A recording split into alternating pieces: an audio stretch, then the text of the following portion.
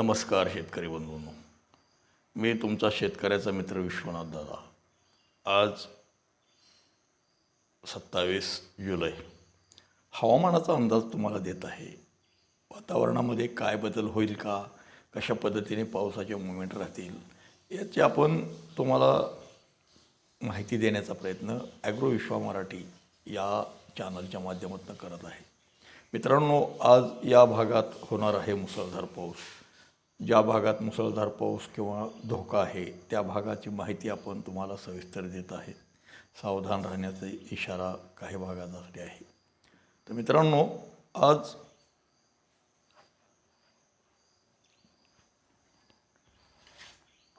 तुम्हाला एक महत्त्वाची माहिती देण्याचा प्रयत्न करत आहे. त्यामध्ये हवेचा दाब हा दररोज सध्या तरी 1 वाजल्यापासून सायंकाळी 6-7 वाजेपर्यंत कमी होतो आहे महाराष्ट्रावरचा.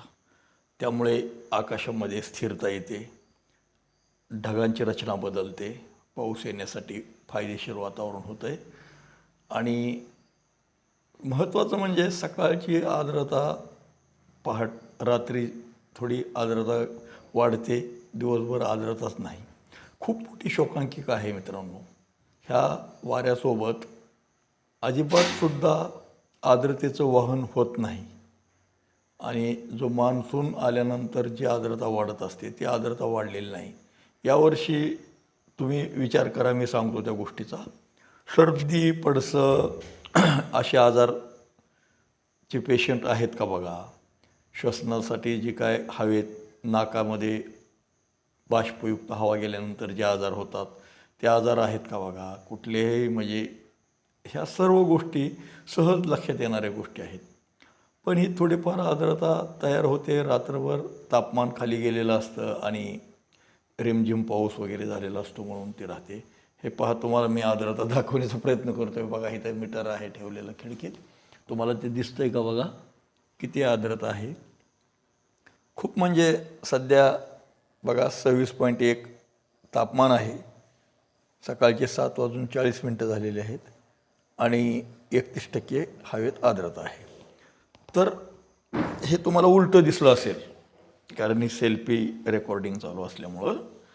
तर मला एक तुम्हाला सांगायचं, सुचवायचं आहे की पाऊस तरी देखील का येतो, कसा येतो आहे, त्याचा दाब कमी जास्त होतो आहे.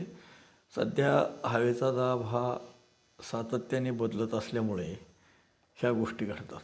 बाजूला ॲनिमेशनच्या माध्यमातून तुम्हाला भारताचा नकाशा दिसतो आहे. त्यामध्ये कशा पद्धतीने मुवमेंट बदलतात बघा.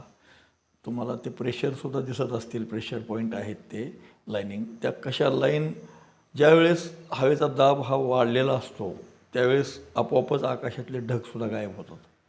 आणि एक दुसरा धोका आहे मित्रांनो. 28 तारखेपासून ते 30-31 तारखेपर्यंत विदर्भ आणि उत्तर महाराष्ट्रातल्या काही भागामध्ये ढगफुटी होण्याची शक्यता आहे. त्यामुळे सावध राहा. एक मोठी सिस्टीम ॲक्टिवेट आहे. ती सिस्टीम कशा पद्धतीने बघा कव्हरेज आहे तिचं. विदर्भातून पुढे सरकत ते उत्तर महाराष्ट्र मार्गे नागपूरवरून इकडं नंदुरबार वगैरे त्या भागाकडे सरकते आणि आणखी परत वापी गुजरातलाच त्याचं विसर्जन होईल असं दिसतं आहे. तर त्यामुळं थोडं शेतकऱ्यांनी काळजी घ्यावी. तुम्हाला बाजूला दिसते का बघा ती सिस्टीम कशी पुढं सरकते आणि मुंबई वापी त्या दिशेकडेच चाललेली आहे. बघा, आपल्या उत्तर महाराष्ट्रातून पुढे सरकते, ते पूर्वेकडून पश्चिमेकडे चाललेले आहे. ते लो प्रेशर बघा 1995 हेक्टोपास्कलचा. अशा काही गोष्टीच्या आधारे आपण ज्याला बेसिक कुठलं तरी लॉजिक आहे. असं की पाऊस येणार, मी गेल्या वर्षी तुम्हाला सांगितलं होतं पाऊस येणार आहे, हा पावसाळा कसा जाणार आहे, हे कुठलं लॉजिक आहे. कोण आहे बाबा तू काय भाडुळीतला सहदेव आहे का, असं काहीतरी सांगतो. अशी या लोकांवर दंडात्मक कारवाई व्हायला पाहिजे. मलासुद्धा अनेक शेतकरी बांधव विचारतात की दादा कशा पद्धतीने म्हणजे या ऑगस्ट महिना जाईल, ऑगस्ट महिन्यात पाऊस कसा राहील. तर मी त्या मित्रांना सल्ला देतो आहे की हे ज्योतिषशास्त्र नाही. ह्यामध्ये निरीक्षणे नोंदवावं लागतात. जे काय घडणाऱ्या हालचाली मोमेंट आहेत निसर्गातल्या त्या टिपाव्या लागतात आणि त्याच्या आधारे आपल्याला हे अंदाज बांधावे लागतात. त्यामुळं तुम्ही बघा ह्या हवेचा दाब किती महत्त्वाचं काम करतो आणि हवेच्या दाबाकडं तर ह्यांच्या लक्षातसुद्धा येत नाही. अशा अनेक बाबतीत अभ्यासपूर्ण आपण विश्लेषण देतो. त्याचा फायदा हा परवा गुजरातच्या वापी, बडोदा, बाजूला भावनगर आणि सुरत याच्या दरम्यान जी लो प्रेशरनी एक अराजकता माजवली होती त्याची कल्पना आपण अगोदरच 72 तास पहिल्या व्हिडिओमध्ये तुम्ही पाहू शकता मित्रांनो, ती दिलं तर तसाच धोका सध्यासुद्धा संभवतोय. बघा तो कशा पद्धतीने मार्गक्रमण करतोय आणि त्याचा परिणाम हा उत्तर महाराष्ट्रातील काही जिल्हे आणि विदर्भातील काही जिल्हे तसेच मध्य प्रदेश आणि राजस्थानच्या ते आपल्या गुजरातच्या दिशेने मार्गक्रमण करतं आहे आणि ते नक्की कुठं जातं आहे बघा, लक्षात घ्या.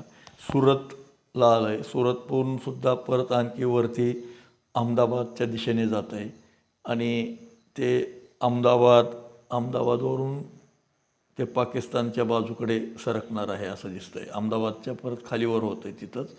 तर हा धोका नक्कीच म्हणजे आपल्याला खुणावत आहे की काळजी घ्या. मग ती काळजी घ्यायची का नाही तुम्ही ठरवा मित्रांनो. तुम्हाला मी आणखी एकदा परत त्या दिशेला काय परिस्थिती निर्माण होते हे दाखवण्याचा प्रयत्न करतो. तर मित्रांनो बघा, लक्षात घ्या त्याचा उगमस्थान कुठं आहे त्या लो प्रेशरचा आणि तो कशा पद्धतीने पुढे सरकतो आहे हे दावण्याचा प्रयत्न आपल्याला. हा इंडिया जिथं लिहिलेला आहे त्याच्या खाली आपला नागपूर आहे. तर नागपूरच्याच बाजूनेच समजा ते पुढं सरकत 28 तारखेला त्याचा जास्त संध्याकाळी कहर चालू होणार आहे आणि त्याचं एक तीव्रतेमध्ये वाढ होऊन 29 तारखेला स्पष्टपणे तुम्हाला रेड कलर दिसतो आहे. तो बघा नागपूरच्या खालनं पण आहे आणि वरनं पण आहे. म्हणजे विदर्भात दोन्ही बाजूला त्याचा फटका बसणार आहे आणि त्यानंतर ते पुढं 29 तारखेला पुढे जाऊन 30 तारखेला ते पहाटे उत्तर महाराष्ट्र आणि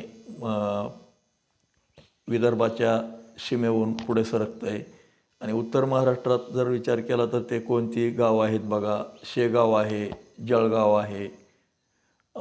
त्यातून ते पुढं अतिशय धोक्याचं वातावरण आहे मित्रांनो माझ्या बांधवांनो. जळगावच्या तसेच नंदुरबार आहे, मालेगाव आहे, त्या ठिकाणी ढगफुटीच होणार आहे.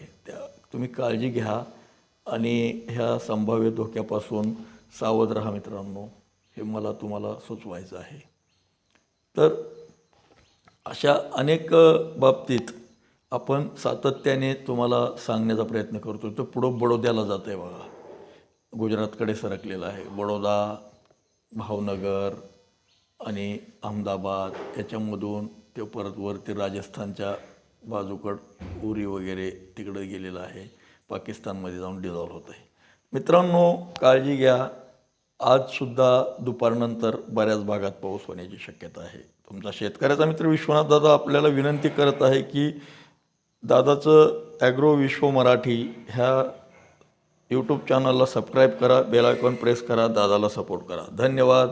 शुभ दिवस.